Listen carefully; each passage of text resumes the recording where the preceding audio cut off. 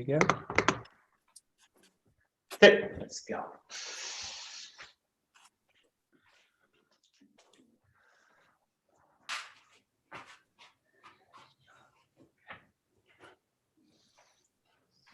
Yes.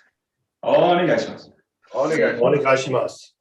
Okay, so we'll just loosen the body up here. In the vertical. Yeah.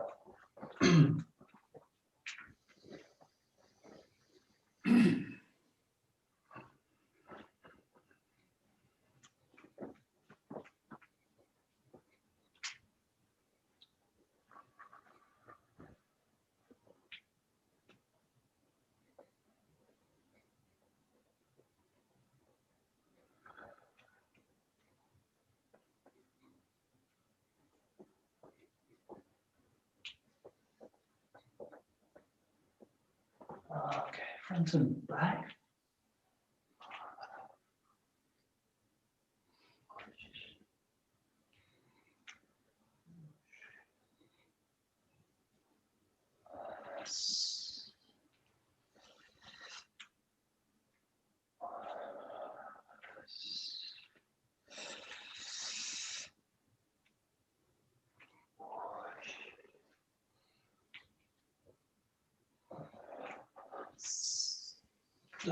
Oh, there we go. Okay, side to side.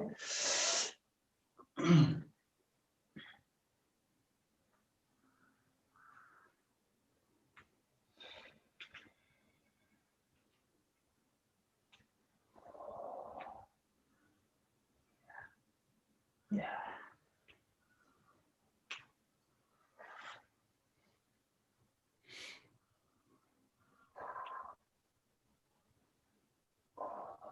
Yeah, and rotating the body.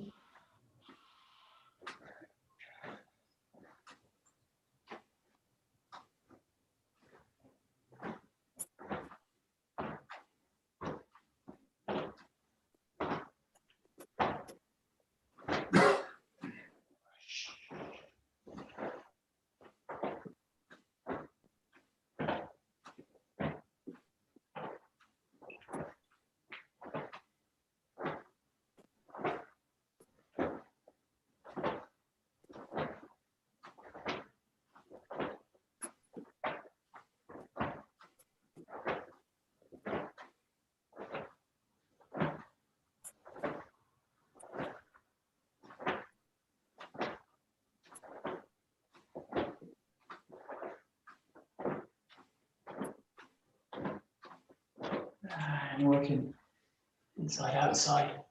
Whoa, nice big wave through the spine.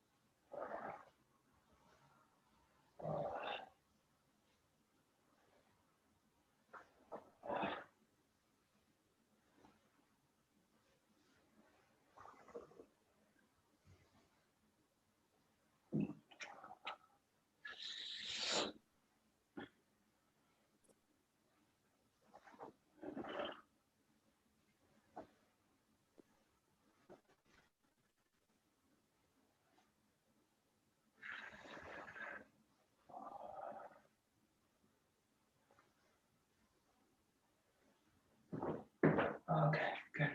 So we'll look at the Kimusubi no Tachi, and we'll look at number 3 as well along with it. So this has got 2 nice qualities. I mean, it's a breath kind of work movement, and it works on later. The Kimusubi no Tachi works on this. Kimusubi no Tachi works on this kind of elasticity through the movements as well. So 2 qualities that really come from these breath works as well. So there's obviously the 𝒂𝒂𝒏𝒈 is a kind of anomaly in terms of the 𝒂𝒏𝒈. It's really working on this kind of element of 𝒂𝒄𝒄. So we'll just do a few breathing exercises from here. The first one, you know, personally, so it's just breathing in, and then bending the knees if you can. And the focus really on lengthening through the spine, finding the center line of the body, coiling the spine up, and then stretching right up. Nice deep breath in, and letting it go down, out. So obviously you're looking to coordinate the breath with the movement of the body. You're also really looking to lengthen through the joints.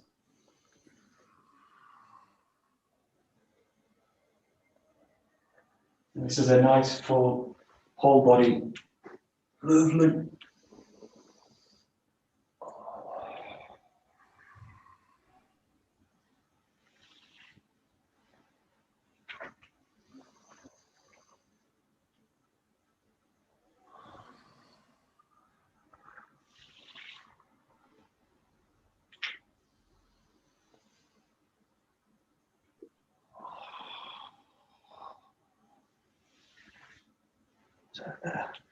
This is less really a breath movement, just to open the side of the body up. Still working the breath. Just come up over. Think about really opening definitely this side of the body, but also the other side as well. So you're not trying to crunch down the body. It's not about leaning over to the side. It's about stretching the tissues over, opening that whole side of the body.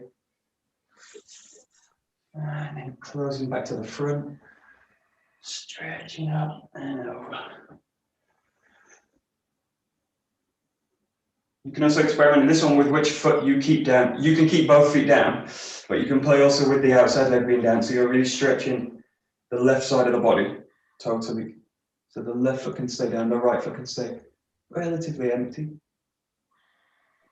You're really focusing from the tip of the finger to the toe. And then the other side.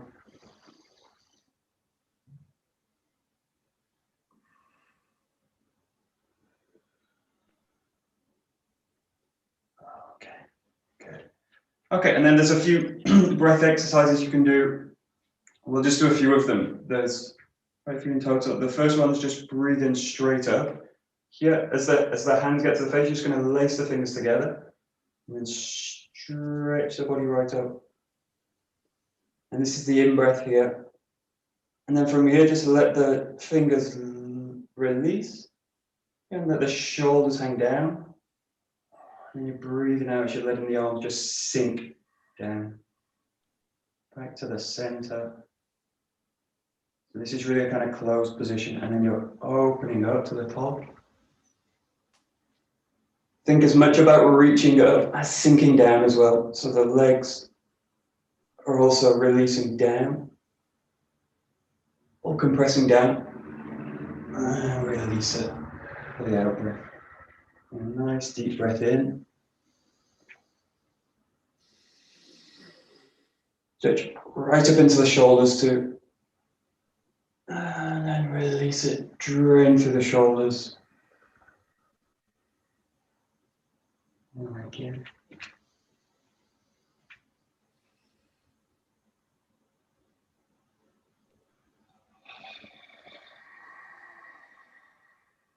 And one more.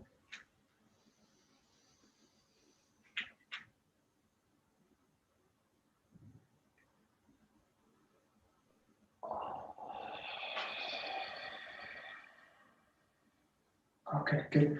And there's another one which works for the side. This is like opening a bow, so pulling an arrow. So there's lots of ways you can do this. There's lots of different styles, but you're going to be in a wider position. Let's bring the legs down. In this case, you raise, draw the arms out, coming into this position. Really like just drawing a bow here.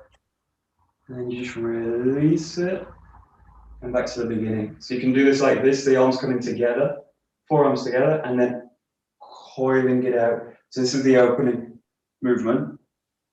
And at the same time, you're sinking down into this position. And you can experiment a little bit with the hands. Don't worry too much about them. It's more about this kind of stretching. You want to feel that, again, the tissues across the shoulder from the tip of the fingers, stretching right across. The head's going to look with the hand that's pointing.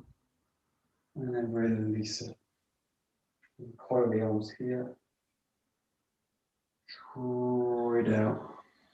So you're pulling the tissue without effort. You're just drawing it Think about drawing the tissue out, sinking down, releasing it. Here, sinking. You want to also really feel, especially this is good for archery, you want to get in the back. So you want the movement to actually stretch into the back of the body rather than activating the front. So think of these movements here are really where the front of the body is closed. And then from here, you want to open the back of the body. So think about really opening the back. And this is the same with like the third 𝒂𝒏, where really opening the back of the body up. Yeah, good. And again, you just want to coordinate with the movements. Yeah, exactly. So you'll hear the common name for these sometimes is called silk reeling movements. So they're about kind of drawing the body out with the breath. There we go. Very nice. Great.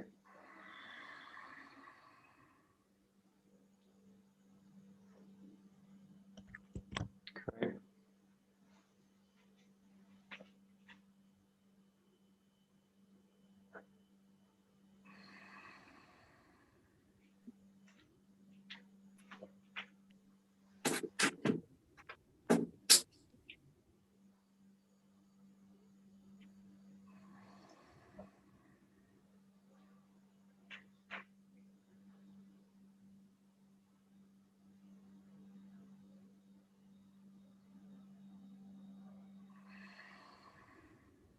Okay, good. And we'll just do one more. Traditionally, there's kind of 8 of these movements. There's a kind of series of them, but we're not going to do them all. We're just going to do one which is similar to this kind of swinging motion, but it's relevant to kind of BOKKEN work. So we've got this swing where you come up, you do this kind of movement. This. So the first you just get into this movement again. So you just come in here, letting the weight sink down. And the focus is really on the lower body, the ground. Here, down, and releasing through the arms. So just letting the gravity sink down through the body. There. There. There.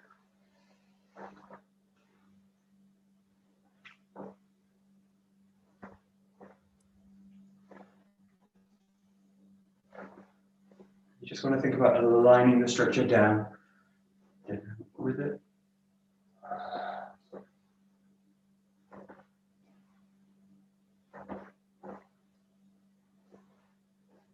Yeah. Okay, good. Good.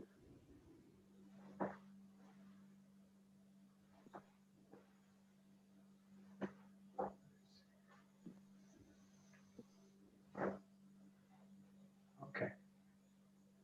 Good. So this is a really exaggerated version of it, and it's less of a swing, again, more of a kind of breathing exercise. So what you do in this one is roll through the core, so the hands come up right through the center. Then you're going to spread and open them up to the top. You come to this position, so you're really stretching out the body this way. Again, really opening the back of the body up here. And then what you do to release it is here. You just go to here. So it's really like dropping a sword cut through. So you're here, neutral, roll up through the center line, pull everything tight without effort. You just want to draw the body up. So it's a bit of expanding up, sinking down, and then you join it all up here. You just let it drop down. Again, you want to feel no real effort coming in, especially from the shoulder. You just want to feel the shoulders stretch, open, and then drop. Let's come in here, in, stretch right up, especially for the little fingers, also extend.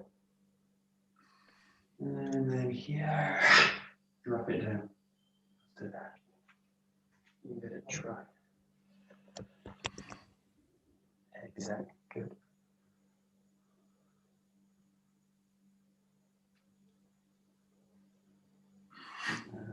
Nice.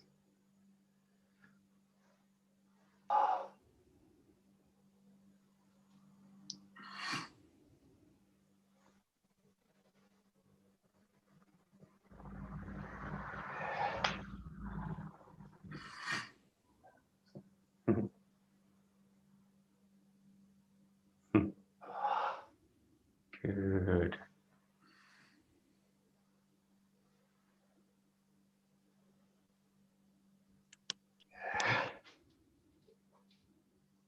Yeah, and this one, just watch this. You're going to really coil this hand up. So think about these working in spirals as well. So, and also don't think as much about the legs as the feet. So if you think about the arms pulling out this way, pulling up and out, think about the legs are going to do the same as well. They're falling into the ground, so they're not going to kind of push up. You're not going to come into these kind of positions.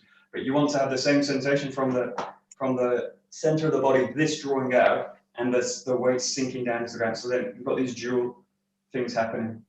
This one. One of the other silk breathing exercises is this one where you kind of split the hands. So one reaches up, one reaches down. But you want the feeling in the body as well. So let the body sink down as you come up and really work with the sensation. You've got these kind of spirals. This way. And then from here, let everything ring down into it. So it just sinks through. Again, you're going for a fully open, fully in with the breath. And then release it, close the body down to the front. Just like that. There we go. Exactly. Great. Nice. Very nice. Great. Yeah.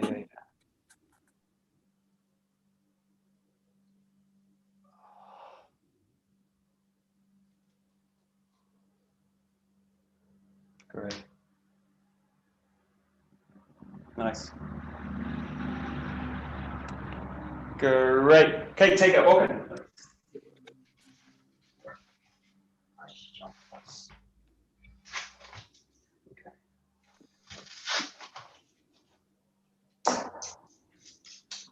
Just work with the same idea. Obviously, 3 is a really specific movement, and it's obviously not practical at all. So 1, 2, 3, not really practical. So 3 is really teaching a different kind of skill, but we'll start with the idea of number 1, because again, it works on the same kind of idea. Just work from shoulder width apart, yeah, and just reaching up in this case, and really feeling again this kind of stretch up through the body, opening the body, and then closing it. It's almost identical, this kind of movement, but your focus is coming into the sword. So think about the energies passing right into the sword.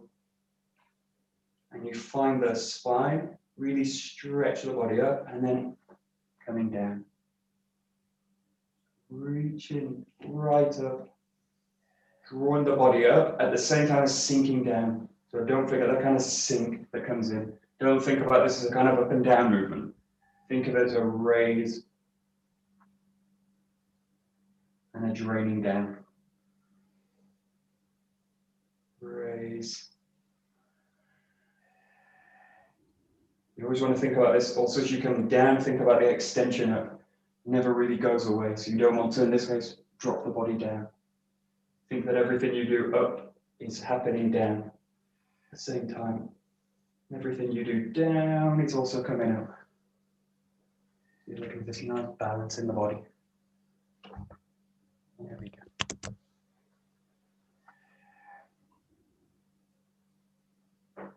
Nice.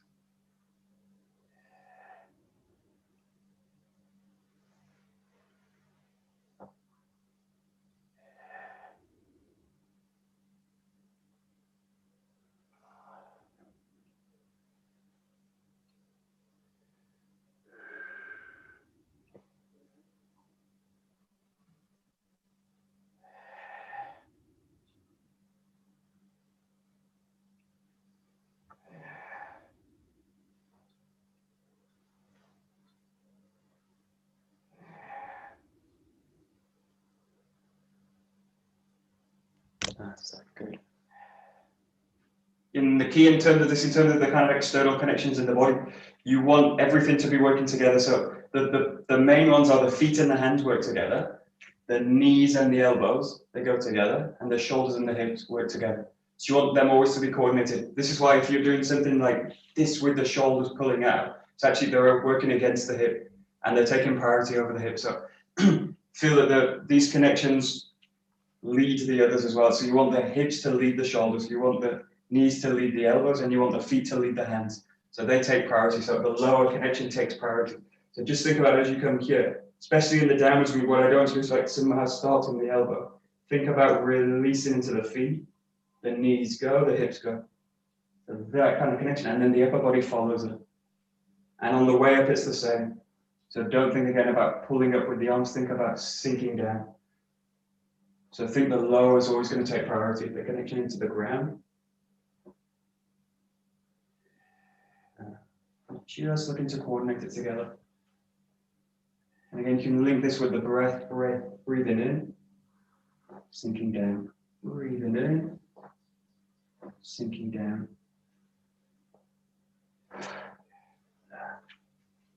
There we go. Great.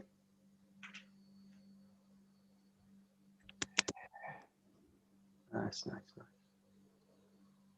Yeah, good.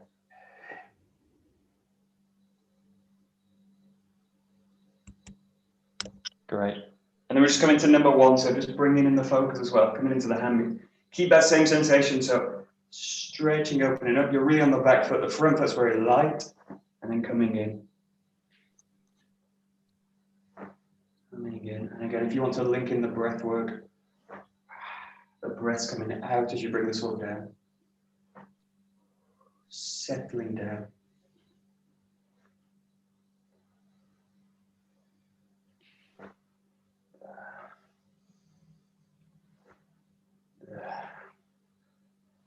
Step.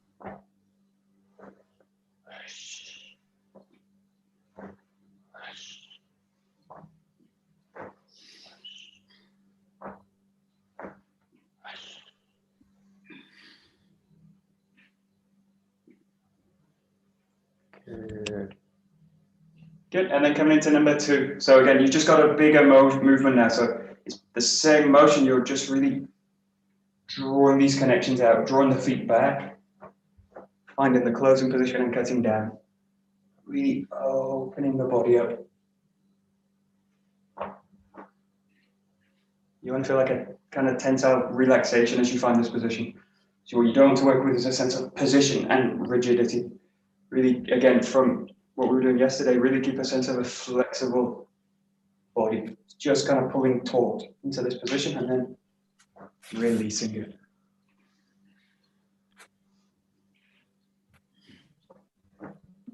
Release it.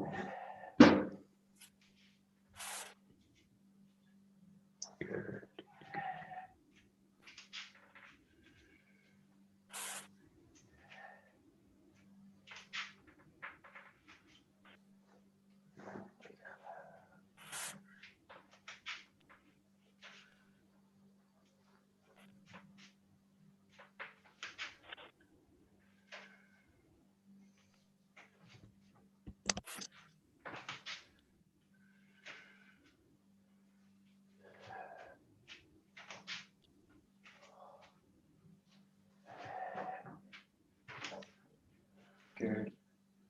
Yeah, the same thing as we kind of find this pause in the number 1, and you really kind of take your time to find the back. Also take your time as you find this position here, so you're coming into here, this position. Really feel it's kind of settling down, so the body's really got a chance to ground and settle. And you really then can feel where the ground pathway is going to come from. In this case, it's going to shift into the front foot as you come forward. So it's got a less explosive quality than number 3, but it's got the same kind of quality where you're going really from a still position here, and then just decide to move from that position. So but that needs to really be a still point, especially for this kind of basic days. Let the body just drain down, and it can't go anywhere else. It's just going to hit the ground, and then get shifted, hit the ground. So again, focusing really on the down. Don't get lost in the up or the out. Down, down, down. Boom. There we go. Very nice.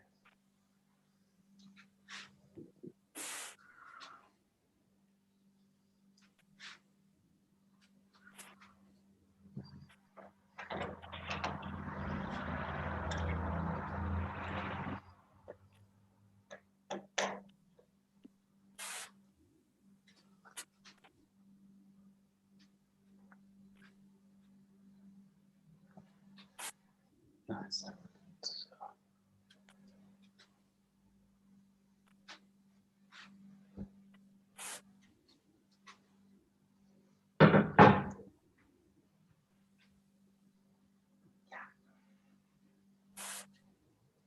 Great, and we'll come to number 3. So this is really in the Saito Sensei books, you also in the traditional Aikido book, you'll see it also refers to it as a Kokkyu movement. So it's also the quality, as well as he's kind of using it as a preparation for Kimusubi no Tachi. It's got this quality where you're really training the breath work. So again, it's training another skill. So what you're doing in this case, this first move is coming over and really stretching up the body.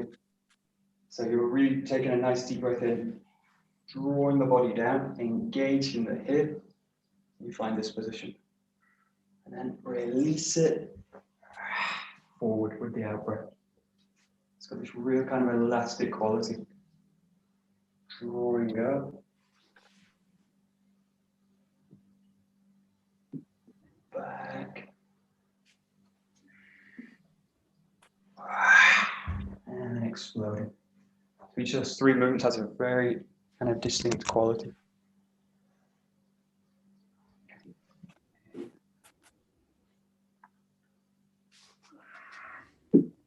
Yeah, okay. See this first one, especially if you do with a heavy bokken like this. Just notice this first movement. You need to soften the body. So what you don't want to do in this case is something like that, where the arms are kind of already out of the body.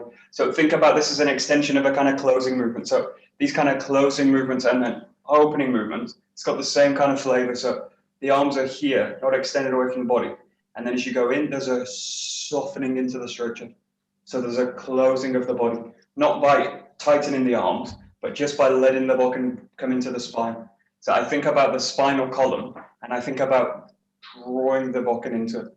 So it's got this kind of movement. Rather than, it's not like this, but it's like this. And it's got this kind of coiling motion from the hands. This, and then this. It's kind of reaching up into the sky. But that very first motion will, again, if you think about it in terms of balance, it's about drawing the sword right into the core of the body. And that stretch, feel that it comes right up the spinal column, like a kind of chain. Goes right up. Yeah, there we go. Nice. Yeah, good. Okay, good. Yeah, and then if you think about the spine from here, you're really stretching up. That connection goes tight. Now, what you don't want to do, this is a kind of compression movement. So you don't want to let the spine release in this kind of movement. So you don't want it to come down. So keep that basic tension through the structure where it's basically run taut, and then you engage the hip. So that movement's totally coming from the hip. So the spine's lengthened, and then the hips. This is really like this kind of archer pose or this bow pulling pose. There. So you want the back to be long, but you're going into this position with the sword. But again, you've got that, and in this case, not that. If you do this with a bow, in this case, you go like this. All the power of the bow goes to the front of the body. You'll kind of crush the body. So you want all the power to still remain in the back. And the spine to lengthen, and then you keep it. You come forward into that next movement. Just again, think about you've got a very clear path into the ground, and you've got a really nice lengthened spine.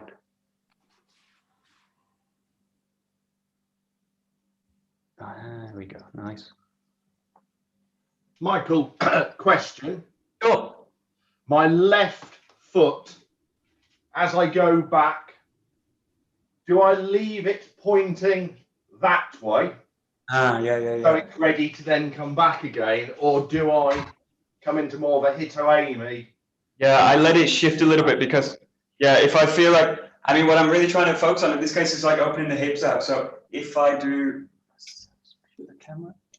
If I keep the foot where it is, there's a tendency that I'm rotating against the knee. So if I do that, you can do it. There's nothing really stopping you from doing it. But I feel it's kind of coming against the knee here. So I've got this kind of pressure here, and especially as I go to that position, it feels a little bit strained onto the knee. So I let this be a bit more flexible. So in this case, I'm a bit more here. So I'm a bit more, like you're saying, kind of hit to end. So it's a bit of a wider triangle because I'm really in a way focusing on opening the sides of the body up. So you come into this kind of position. And as you go, let it come through and then find that position this way. So I experiment a little bit with it, but I definitely want to listen to the knee in this case because I don't want to be twisting into the knee, something like that. This feels totally strained. So I don't want this in a way to be a strain I don't want this to be a focus strain through the body. I want this to be where the leg should feel like they can just sink down. So I think like those positions we got in the 𝒊𝒔𝒄𝒐 where the internal structure is releasing out, rather than feel like, ow, that actually feels like it's quite tense in the front. Yeah. Nice.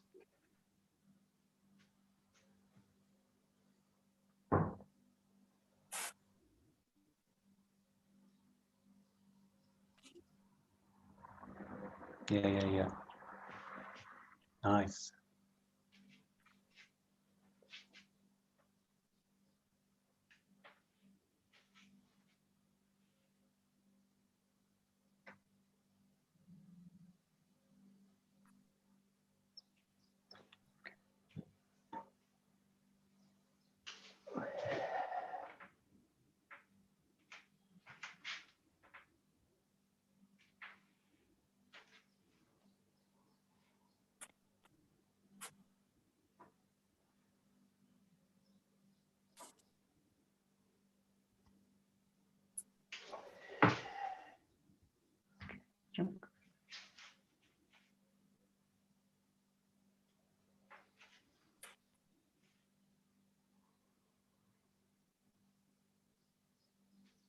Just play a little bit in this position. This matters a little bit more.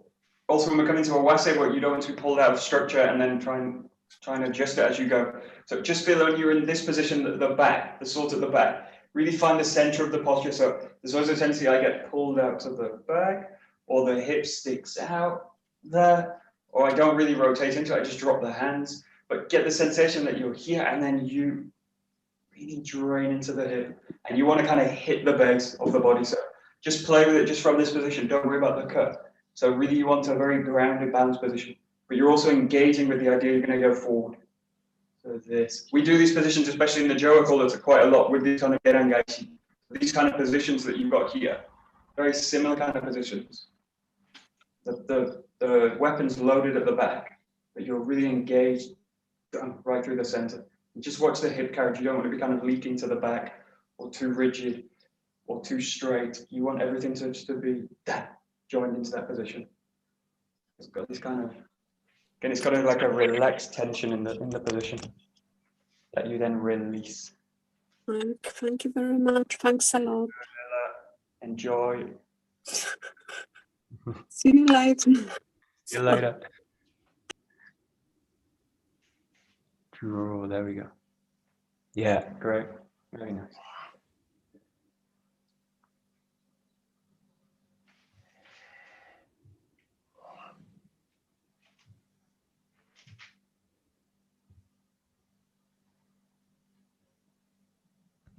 Yeah, and also play with the position of the sword. So if you're in this position, think that it's not necessarily a dueling position, but you will see this in old sword styles. This is called like 𝒂𝒂𝒏, means like side guard. So you won't see it in modern kendo, or you'll see it super rarely. Someone will use it in kendo. It's a big gambit. So in this case, think about that you're going to hold this position for quite a long time. So you're not going to be kind of here and then straight away coming into this position. Think that this needs to be a very comfortable position. So you want the sword to be really, again, anchored into the structure. And just watch if you go to this position and then just a very little bit out, you'll start to feel the sword starts to pull against the body. I don't want to be tight against the body, something like this where the structure is going to be too tight. But again, you just want to feel that it's sinking into the structure. So you should feel that it's really anchored right into the core of the body. And you should feel like you should be able to hold this comfortably for quite a while. Which is also a nice practice to just hold it And you should just feel the structures just there, that it's just nicely settled. Again, it's about creating pathways into the ground, strong extension, but also relaxed as well. Yeah, there we go. That's it. Nice, nice, nice.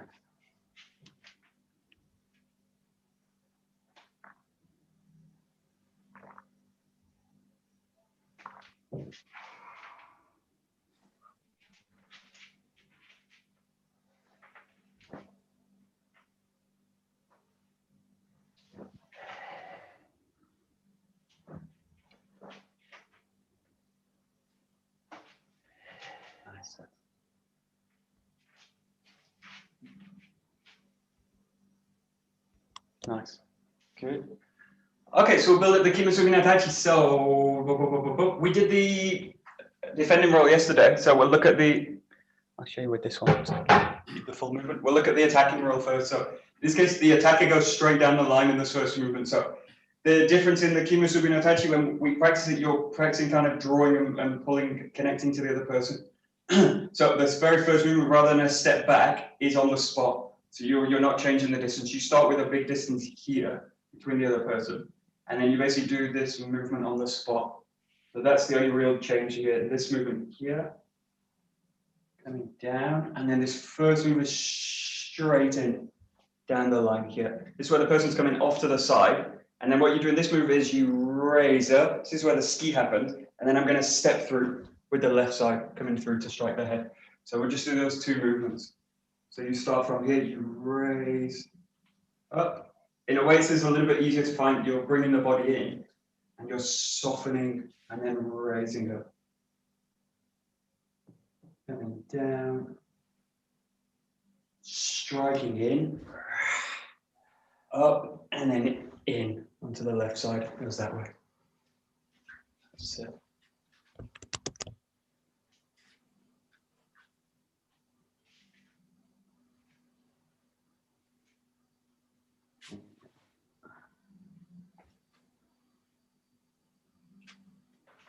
Yeah, good.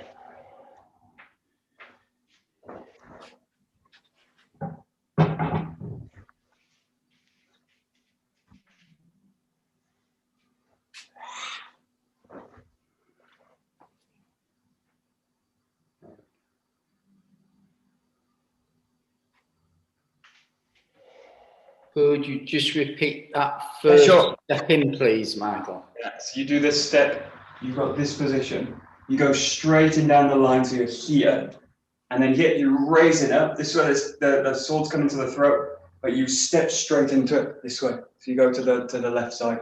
So actually, I meant the variation on the very beginning. Yeah, you do this. So you've got this. So it comes right into the center. So the foot comes in. And you come into that position. Good. Yeah, thank you. Whoa, there. And you come into that position. There we go.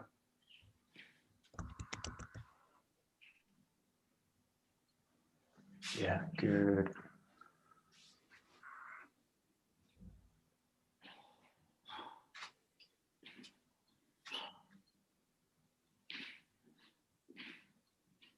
Nice.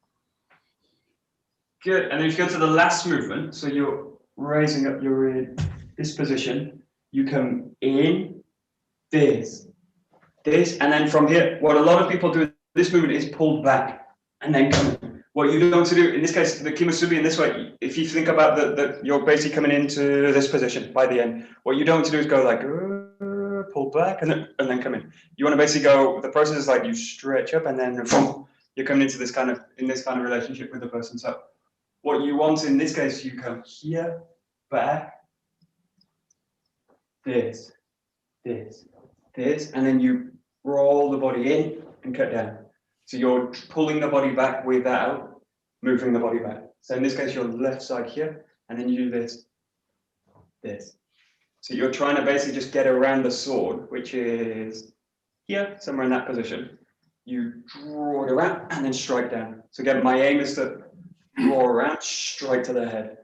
So all these three movements are basically strikes to the head for the attacker. You come here, striking for the head, there. Here, striking for the head, here, striking for the head. And you can finish it down if you want. This is at the end where you get caught up at the end. But practice the attack as if it's successful.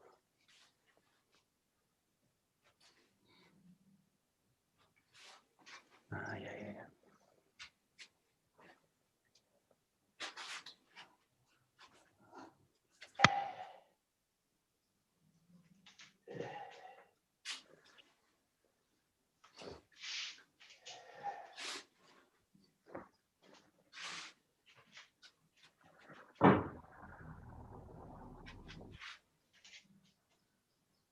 Okay.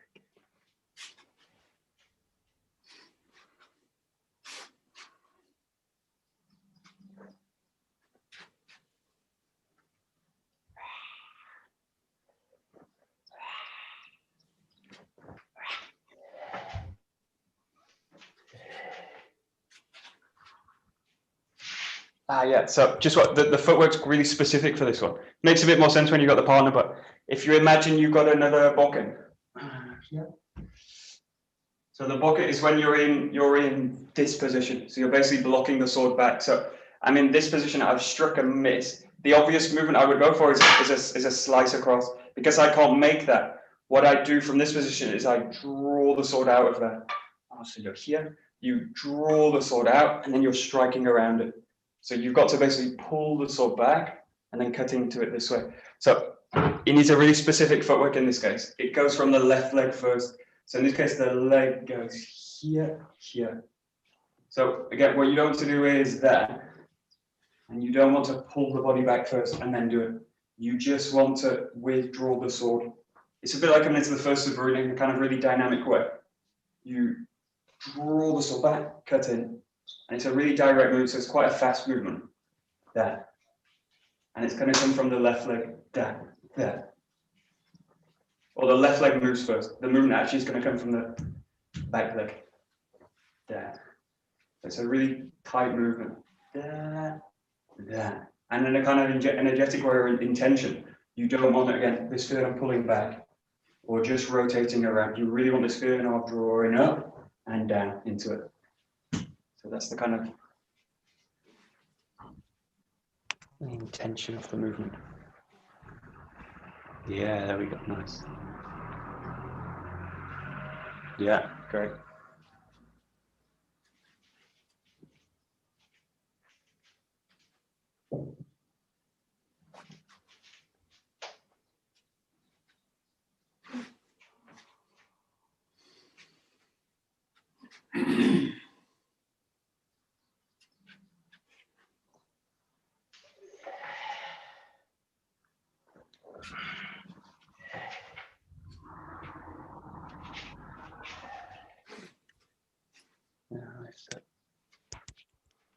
Good. Okay, we'll go to the defending side. So in this case, the same motion at the beginning. So you both come in on the spot. Here, this way, drawing up, reaching down. Now, in this case, the defender's coming off the line. So like you were doing Mikiwase, about the same angle, this. And then as the person's raising up the sword, this goes a thrust in. And then from here, cutting onto the side of the head. Okay, we'll just go those first three movements. So you're here, raising up on the spot, sinking down, off to the side, thrust in, and so you're coming to the side of the head. That's that way. This is 1,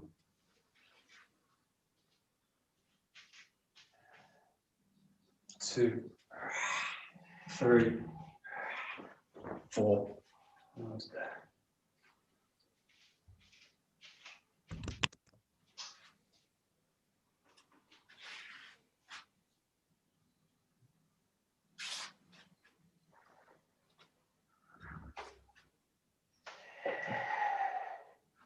Nice.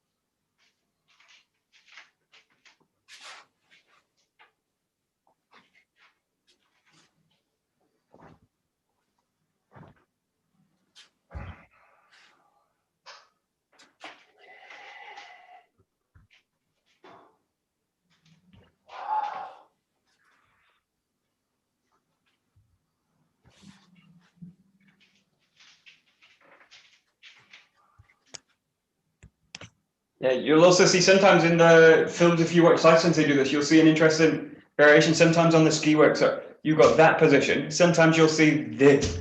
So the sword blade fully rotating upwards. So you've got this kind of position. I think you see a lot of the times on Sensei doing this kind of movement. And this usually was a kind of follow-up for a kind of movement this way. Coming here and then cutting into this kind of position. But just feel you can play with it. The key thing is that the blade's rotating. So you either got that position, or you've got that position coming up to this place.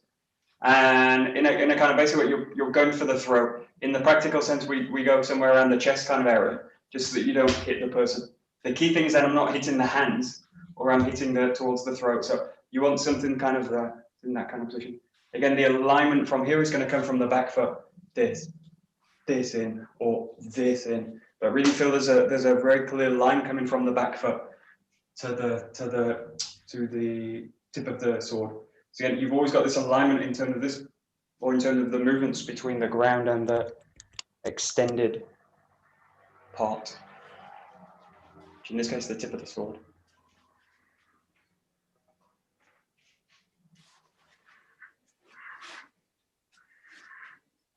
Yeah. Yes. Boom.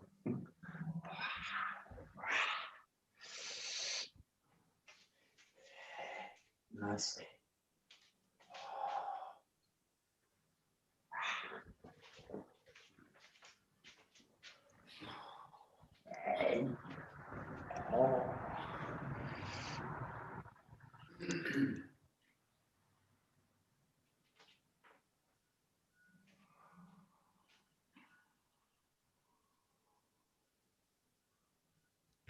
Great.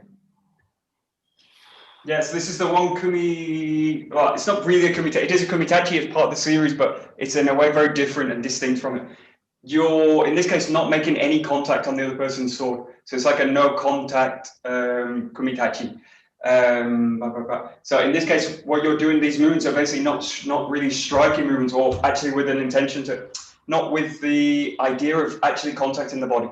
So this and also this. The idea is that they're kind of threatening movements. So they're controlling movements with a real threat behind them. So you want to be in a good position. Obviously, you want the cuts to come in, center, control it. The person's continuing, so you continue. The person's got a kind of aggressive intent, so you block them. So in a way, it's a kind of neutralizing, controlling kumitachi without contact is the main thing.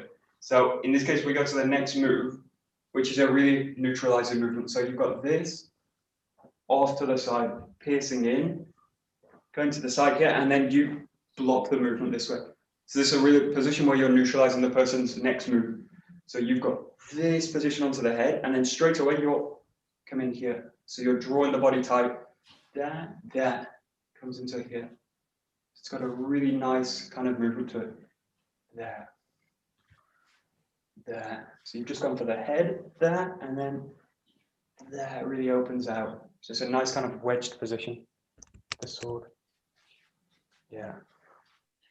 And your intention is to block the other person's sword coming back onto your body.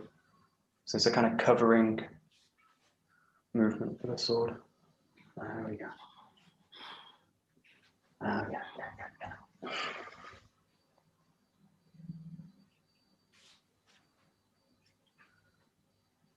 Yeah. And again, you don't want energetically in this movement to pull away from the person. So again, you don't want to be doing something like that. Especially in this movement, you've got this position. You've got the head. What I don't want to do is that kind of draw back with it. What you want is just on the same spot. That. So you're taking the same position. So I'm not moving an inch. You do like this. So you're just holding the position.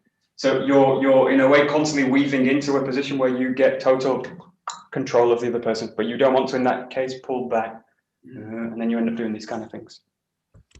So just hold that. Hold the intention of basically cutting in towards the center.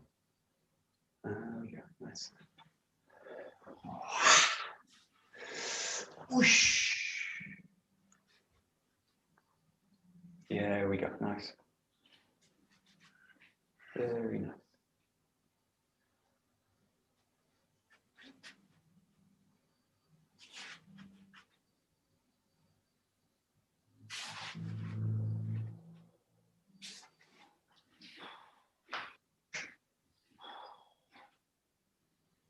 Nice. Good. And then the very last movement is where you're springing out from that position. So you cut the head, you go here, and then the person's raising up. So they've got that movement we were doing before that, raising up. So now you want to catch them as they release this. So again, you've got a kind of elastic connection. As their sword raises, your sword kind of presses back up elastically. So you've got that. And then in this case, you change this way. In a way, it's a very simple movement. You've got a really nice coil through the body. So you've got that movement here, and then this spiraling up. And again, I need to do it with the ground. It's no good if I do that, where I'm kind of pushing into the person.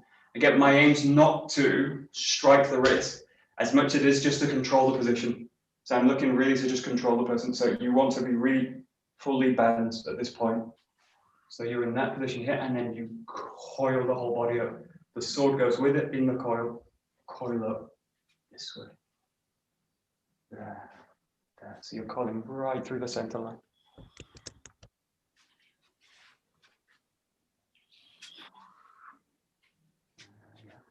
Nice.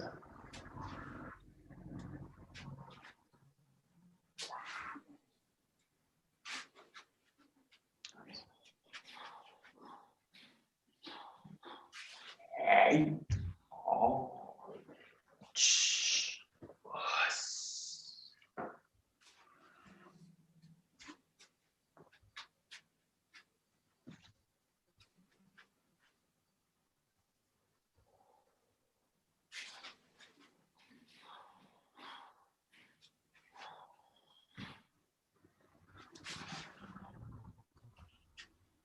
Okay, good. Yeah, good. Yeah, the main thing with all of these is not to lose a sense of the center and the balance in the body. So obviously this very first movement is really a centering movement. So you've got this position, really drawing it into the center of the spine. Just think as you go, the back and the spine, as you go in here, the spine. As you go in here, the spine. As you go in here, as you go in, especially this movement now, this.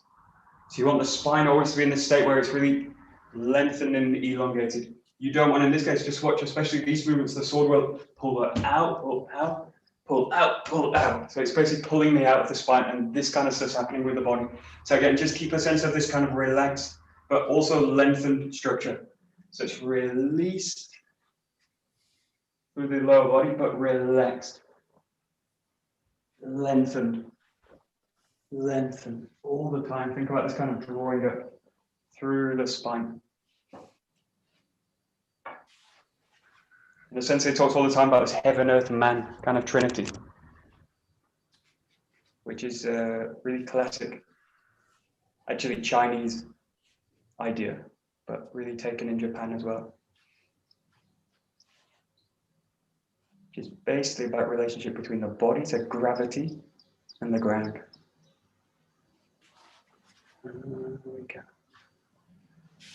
That's it, nice. Whoosh.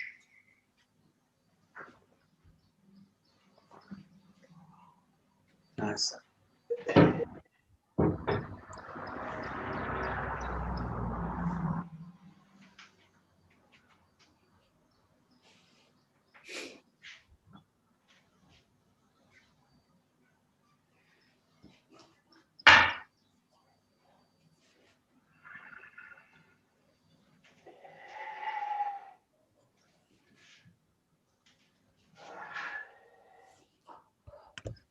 Nice. Great. Okay, and then just to finish, just do this as a set. So you're going to do both rolls, and then you're going to kind of, you can switch with it. Don't think about like going through a series of movements. So this generally is practiced like away from the 5 𝒂𝒊𝒂𝒂𝒂𝒂𝒂𝒂𝒂, or sometimes you'll see it, especially when Taijutsu demonstrated, either before the 𝒂𝒂𝒂𝒂𝒂𝒂𝒂 or right at the end of it. So there's a kind of tailpiece to the 𝒂𝒂𝒂𝒂𝒂𝒂𝒂. So, but you want to feel that it's got a kind of separate quality. So just have the sensation now you come from this position, and you're going to go into, you can imagine a partner, or you can just do the movement solo. But just keep this like the idea of here, length through the spine, nice and calm. And coming into the posture, you feel a sense of connection. In, take it nice and slow. So attacking here. There. Drawing back. And switching rolls into the defending roll.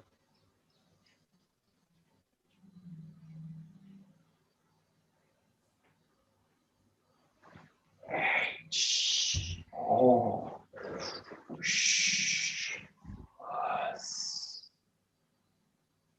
Drawing it back.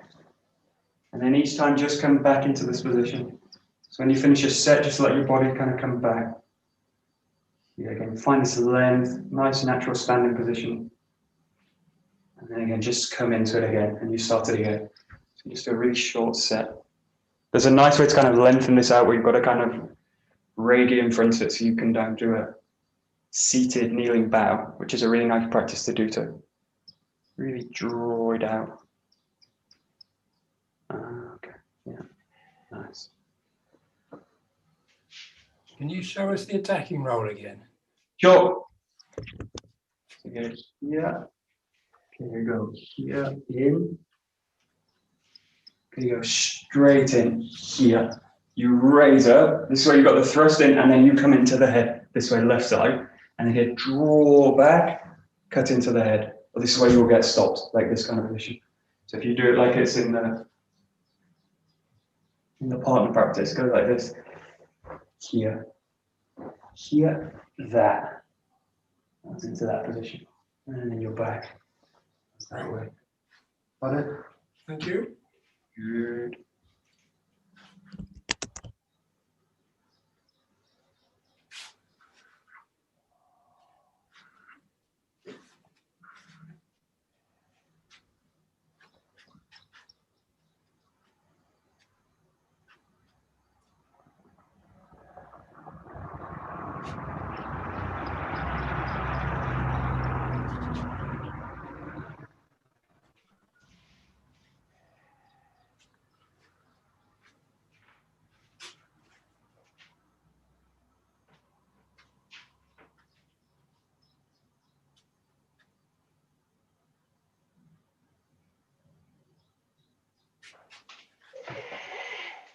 Nice.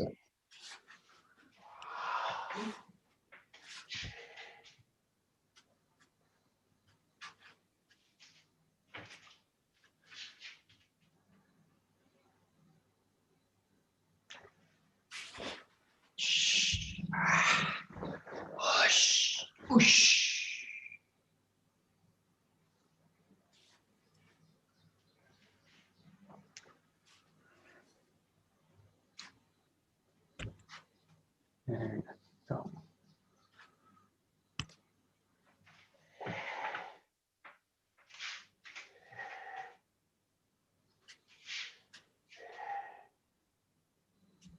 Great.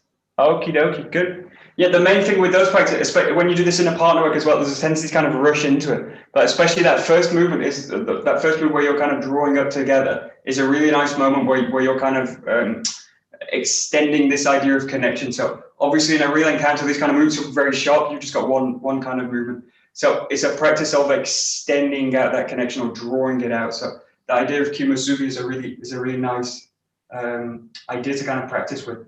So you're really, in my mind, you're practicing kind of three things with it. You're practicing the breath work and the kokyu extension work. You're practicing the grounding, and you're practicing this idea of connection. And not only with the other person, connections within your own body. So And those three things you practice all the time. So the practice just kind of magnifies those aspects and allows you to kind of get into them and maybe a little bit deeper, and then sustain it from the very first moment of contact with the other person. Sustain those kind of ideas going through the form. That's the kind of hard part with it. A little bit like when we do the 𝒂𝒂𝒄𝒄, but more, in a way, more relation, or much more relation. That's it. So, okay, we will bow out. Who's that? Domo, arigato, gozaimashita. Domo, arigato, gozaimashita. There we go. Thank you, well, Michael. Thanks. You're very welcome. See you Thank next you. week. My Cheers. pleasure. Michael, thank you very much. One short last question. Where are the eyes? Are the eyes in The eyes. Where are the eyes? Yeah, because in the 𝒊𝒏𝒈 form we look to the side, and in this case, do I look to my partner? Yeah, it's one of those. Lewis has said this all the time. It's a moment of perception, not of looking. Okay. So it's not like, I mean, you get this a lot. I won't name drop. You get this in Sweden, where the people stare in each other's eyes all the time, like this. So whenever they train, they're like this, and it's got a kind of quality where you go. I mean, if you think about those kind of things with the eyes are kind of strange, because I don't want to be fixated on the other person's eyes. I don't be fixated on anything. So you want to see the other person's kind of energetic field of kind of intention, that if I go to the eyes, then, I mean, so in that case, I let the eyes naturally follow the body. But in a sense, I'm kind of glazed over a bit with the eyes. Yeah. Sorry for this simple, stupid question, Michael. It's a good point, because if I get locked in the eyes, I really get trapped with the other person. You get what I mean is, do I turn my head? This is my question. Yeah, I basically allow the head to follow the spine, but then I don't do things. If you imagine, like, I don't do I'm trying to look at it. I don't want to do two things with it. And also, you're looking for, in a sense, you're looking for the connection with the person's center, not with the eyes. I mean, it's yeah. Great answer. Seitzen had this nice phrase where he said it was like looking at distant mountains. And also, you can see this. Also, you can read it in Musashi as well. He said about this idea of like looking at distant mountains, and then those moments of concentration are like flashes of lightning, and then it goes. So those moments of connection are really sharp in terms of looking. Great. Thank you very much. No problem. Thank you. Bye bye. You're very welcome. Bye everyone. See you on Monday. Bye.